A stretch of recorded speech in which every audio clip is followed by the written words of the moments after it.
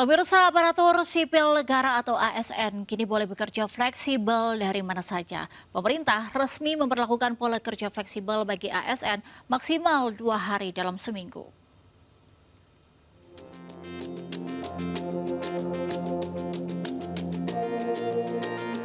Dalam aturan baru yang ditetapkan Kementerian Pan-RB ASN, kini bisa bebas pilih tempat kerja alias bisa bekerja dari mana saja. Syaratnya yaitu maksimal 2 kali dalam sepekan. Pola kerja secara fleksibel atau yang lebih dikenal dengan work from anywhere juga mengizinkan ASN menyesuaikan jam kerja dengan target kinerja. Artinya ASN boleh memilih jam kerja termasuk dengan sistem shift atau kerja dinamis. Kementerian Pan-RB menegaskan kerja fleksibel tak bisa diterapkan ke semua instansi. Eksekusi lapangan ya, dan jenis-jenis pekerjaan pun di dalam fleksibilitas ini juga kita bedakan ya, tidak semua pekerjaan itu bisa dilakukan secara fleksibel. Contohnya yang melayani pelayanan langsung pada masyarakat. Nantinya fleksibilitas kerja ditetapkan oleh pimpinan instansi dan diserahkan kepada masing-masing unit sesuai karakteristik tugas. Dari Jakarta, Helmi Sayangbati, iNews melaporkan. Pemerintah menerapkan harga pokok produksi HPP ayam hidup menjadi Rp18.000 per kilogram. Kebijakan berubah usai sejumlah peternak ayam rugi imbas harganya rata-rata dijual Rp14.500.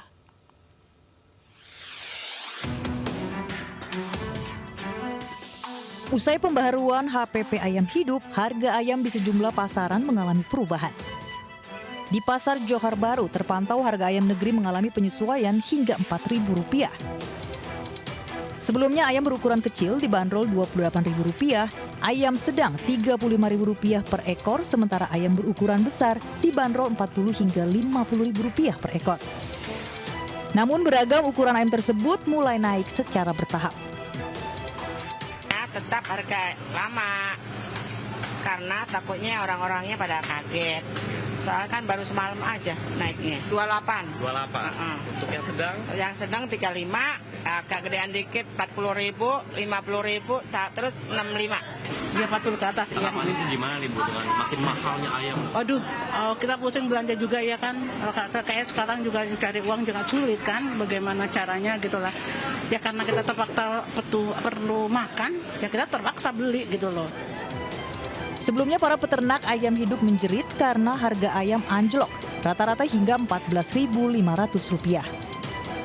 Menanggapi hal tersebut, pemerintah melalui Kementerian Pertanian menetapkan HPP sebesar Rp18.000 per kilogram pada 19 Juni 2025. Dari Jakarta, Syahriza Janski, Dede Rudi, iNews melaporkan. Diduga akibat korsleting listrik, 2 rumah berlantai 2 di Jalan Lada, Taman Sari, Jakarta Barat ludes dilalap si jago merah. Api padam 1 jam kemudian setelah 7 unit mobil pemadam dikerahkan ke lokasi kebakaran.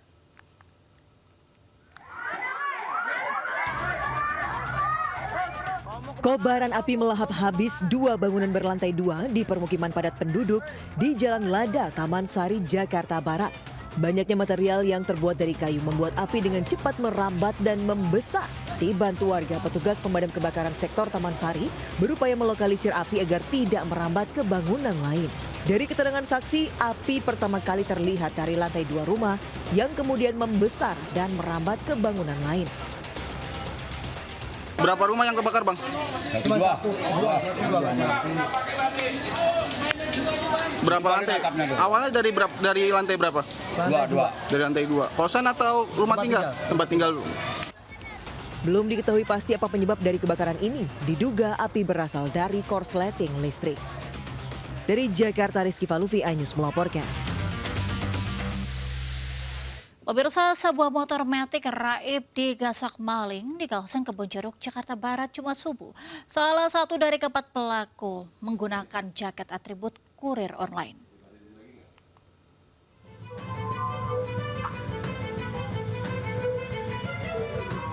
Aksi pencurian sepeda motor di wilayah Kebonjeruk, Jakarta Barat terekam CCTV. Sebuah motor matic menjadi sasaran kawanan pelaku. Salah seorang dari keempat pelaku mengenakan jaket atribut kurir online. Pelaku terbilang cukup nekat karena lokasi kejadian ini tak jauh dari Polsek Kebonjeruk. Pagar rumah tempat motor diparkir tidak dalam keadaan terkunci gembok saat kejadian hingga kondisi ini dimanfaatkan kawanan pelaku. Kemenangan motor ya di sini tadi sekitar jam 5. Ada bukti CCTV-nya di sini, ntar mungkin bisa abang minta ya. Jadi korbannya itu tetangga saya nih yang tinggal di kontrakan depan. Warga berharap kepolisian sektor Kebonjeruk segera menindaklanjuti laporan ini dan meningkatkan patroli di jam-jam rawan pencurian.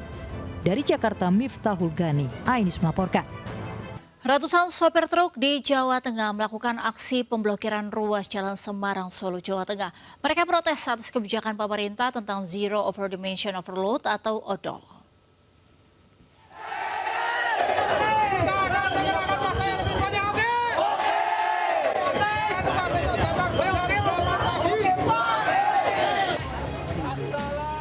Ratusan sopir truk menggelar aksi unjuk rasa dengan memblokade ruas jalan penghubung antar kota Semarang dengan Solo, tepatnya di depan Terminal Tingkir, Kota Salatiga, Jawa Tengah.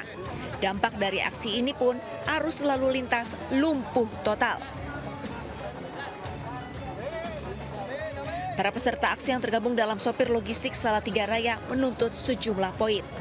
Aksi ini adalah luapan mereka tentang kebijakan pemerintah mengenai Zero Over Dimension Overload atau ODOL di tahun 2025. Menuntut agar DPR membuat rancangan undang-undang yang membuat payung hukum untuk teman-teman kami bekerja. Karena kami merasa selama ini para sopir hak konstitusinya diabaikan oleh negara dan hak konstitusi kita tidak dilindungi. Masa mendesak agar pemerintah membuat perundang-undangan yang tidak merugikan kaum kecil seperti sopir dan perusahaan UMKM. Dari Semarang, Jawa Tengah, Lurisa Lulu, iNews melaporkan. Sementara aksi demo ratusan sopir truk Pantura Pekalongan Pemalang dengan awak bus pariwisata berlangsung ricuh. Mereka menuntut truk over dimension overload bisa tetap beroperasi. Ketegangan sempat terjadi antara massa demonstran dengan awak bus pariwisata karena nekat melintasi perempatan pintu keluar tol Gandulan Pemalang yang diblokir menggunakan armada truk Jumat sore. Ratusan sopir truk dari berbagai komunitas di Pekalongan dan Pemalang, Jawa Tengah ini menggelar aksi unjuk rasa di Jalan Pantura. Kendaraan truk yang diparkir menutup jalur Pantura ini membuat arus lalu lintas macet total. Tugas Satlantas Polres Pemalang mengalihkan arus menggunakan jalan alternatif dan sebagian diminta putar balik. Aksi ini digelar lantaran para sopir truk merasa dikriminalisasi dengan peraturan zero. Mereka tidak terima dengan ancaman hukuman penjara jika nekat melanggar aturan zero odol. Mereka menuntut agar truk over dimensi overload atau odol bisa tetap beroperasi. Truk odol sering ditilang dan menambah beban biaya perjalanan supir. Gimana penjelasannya? Kami akan fasilitasi, kami akan komunikasikan dengan anggota dewan, menjaga kelancaran arus lalu lintas yang lainnya. Setuju? Baik, ya. Kemudian